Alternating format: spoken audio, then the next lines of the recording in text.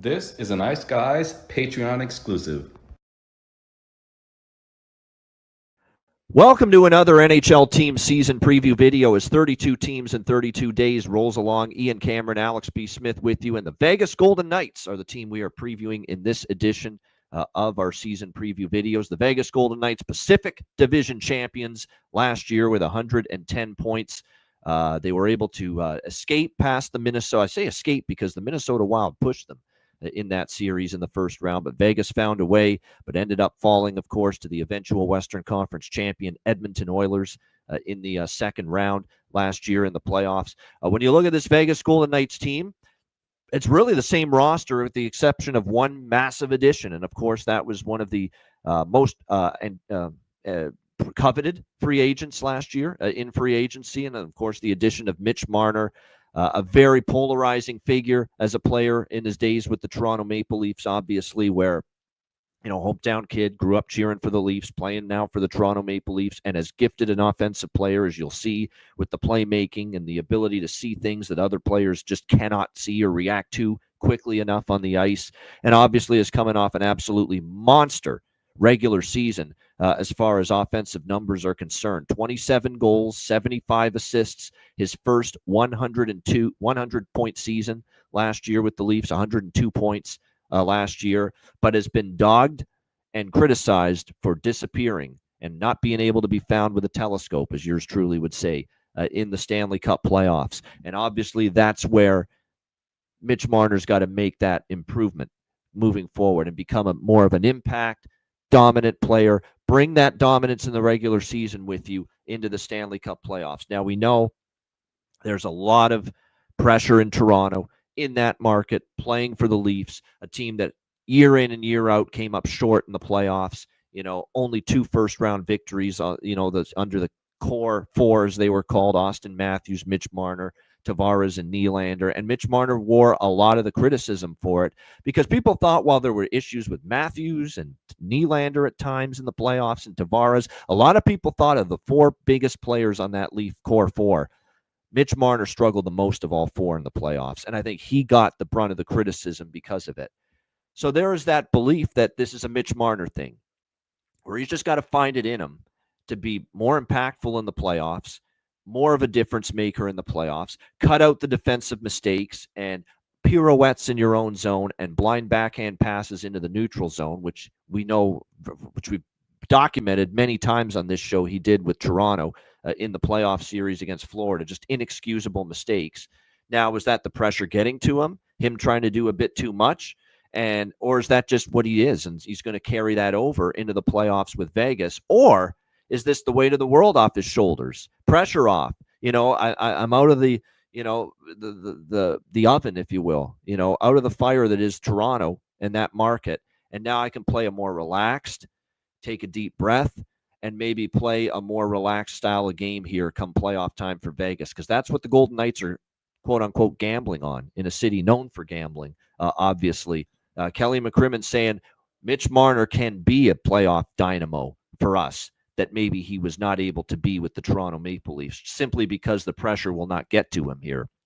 He's in a market where he's not going to face that media scrutiny every single day, that he goes to the rink. So that's a possibility. But again, do we know for sure? No, we don't. This is just something we're going to have to see play out. I will say this about the Marner edition. There's chance for instant chemistry with him and Jack Eichel. There is no doubt. We've already seen a few signs of it here in the preseason, that there really could be an opportunity for Jack Eichel and Mitch Marner to really have a great offensive chemistry together on that top line, likely with a close shave Ivan Barbashev maybe playing alongside them as well. The rest of the familiar faces, Mark Stone, whereas one of the better, two-way wingers in the league, can score, can produce offensively, but he's great defensively. He's a master at just stripping pucks from opposing players and the takeaways that he is able to provide for this team. William Karlsson, Riley Smith, who just seems to play well when he's in Vegas. Obviously it was a struggle elsewhere he's been, but he gets to Vegas and Riley Smith transforms into a really, really good player, no doubt. Brandon Saad, Tomas Hertl, Pavel Dorofeyev, Brett Howden, Colton Sissons, Keegan Colasar rounding out the forward group. There'll be a couple of depth options too: Alex Holtz, Cole Schwint, Jonas Ronberg, Cole Reinhardt. So they've got a couple of options too if they suffer injuries in the bottom six. On the blue line, it's basically the same. It's basically the blue line that we have become really accustomed to seeing for the last few years. That they obviously, when they won the Cup a couple years ago, they've been this consistent playoff team for the most part. Braden McNabb, Shea Theodore, Noah Hannafin, Zach Whitecloud, Jeremy Lozon, Caden Korzak, going to round out the bottom pair on defense. They've got Ben Hutton, Dylan Coughlin, also to provide some depth with one big major absence, and of course that's Alex Pietrangelo, who of course, and we're not just talking about Alex Pietrangelo not being able to play this season for the Vegas Golden Knights, stepping away from the game indefinitely to recover from the hip injuries that he's endured. Played over 1,000 games in the league, two-time Stanley Cup champion, but the real doubt about if he's going to play again, not just next season. So that's the big question mark moving forward in the long term with Alex Pietrangelo. And obviously he'll be missed, but that is still easily an above average blue line, even without him, when you look at what they have still on paper. And then in net, it's going to be the same. It's going to be Aiden Hill, your same starting goaltender as last year. Akira Schmid is going to be the primary backup goaltender to Aiden Hill this year. Of course, Ilya Samsonov no longer in the mix here with the Golden Knights.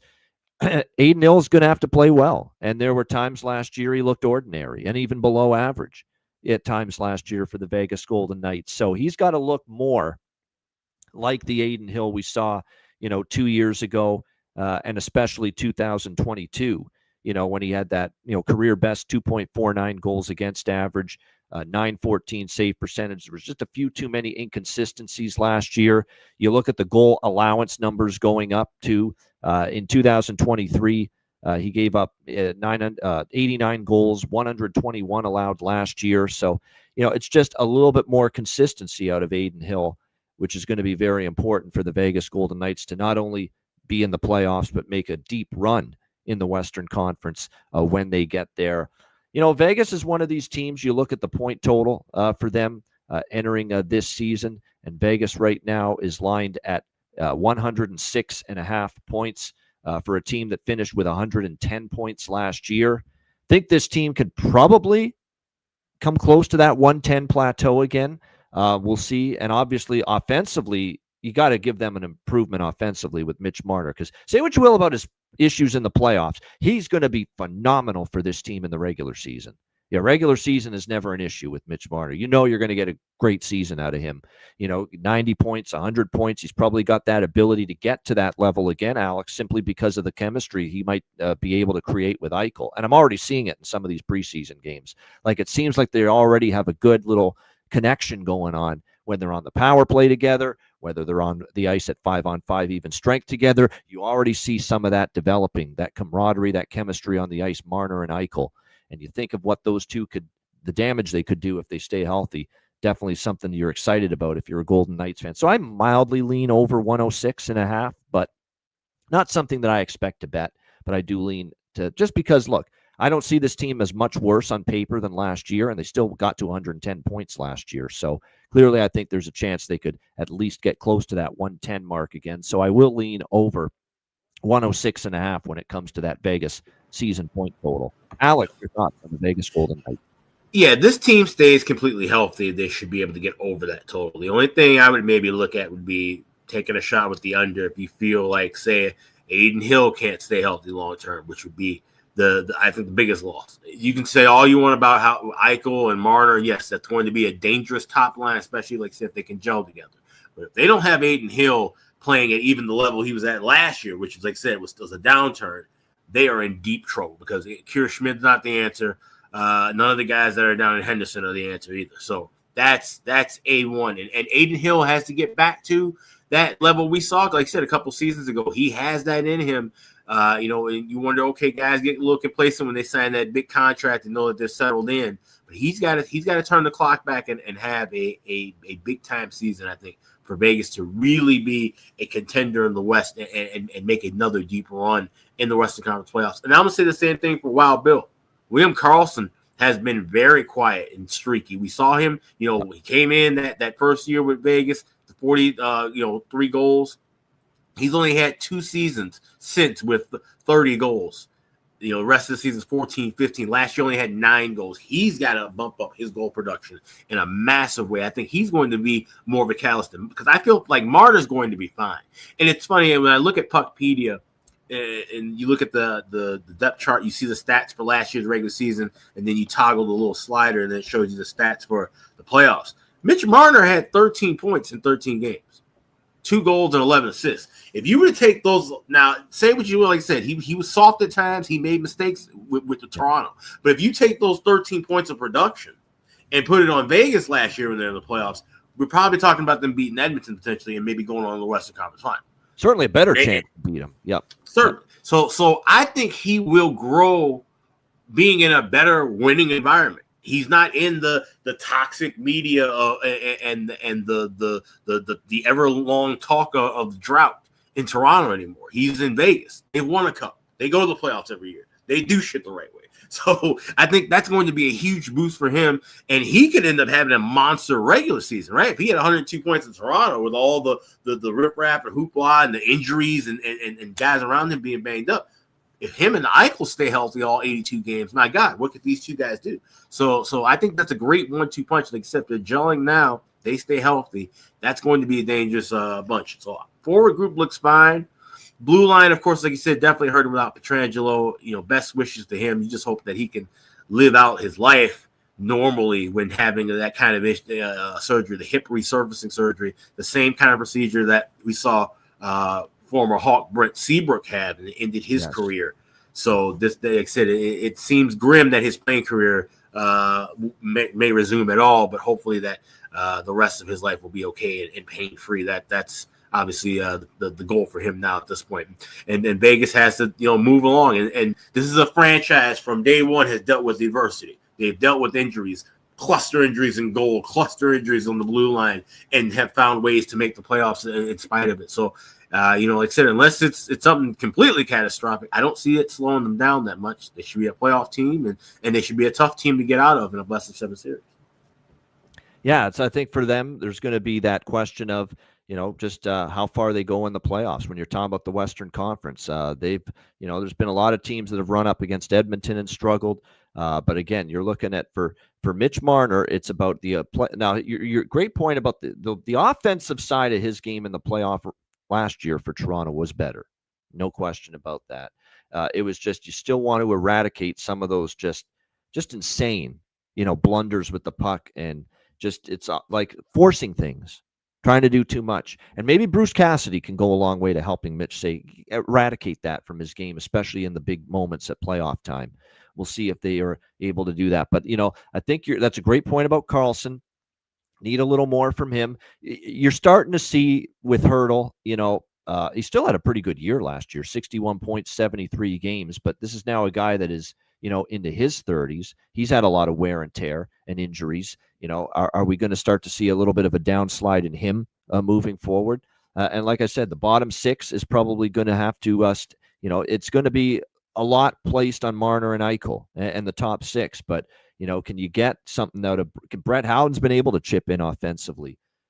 Pavel Dorofeyev, is a legit sniper that could be starting the year on the third line.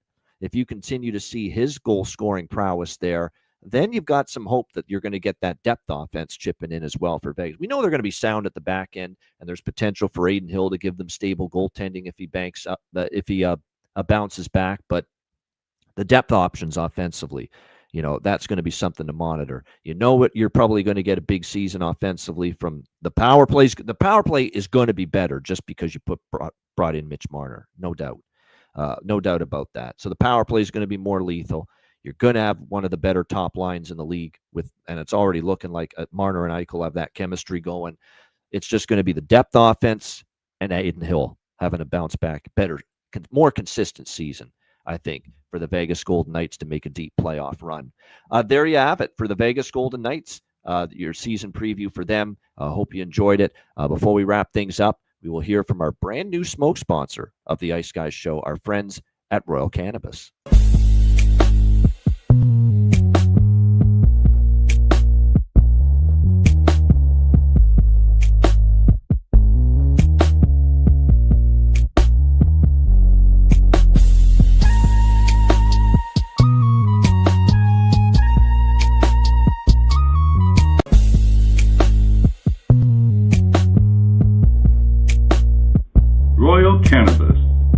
where the kings and queens shop. Check it out, 20% off, promo code Ice Guys at royalcannabisshop.com. For Alex B. Smith, I'm Ian Cameron. This has been your Vegas Golden Knights season preview video as 32 teams in 32 days rolls along, courtesy of the Ice Guys.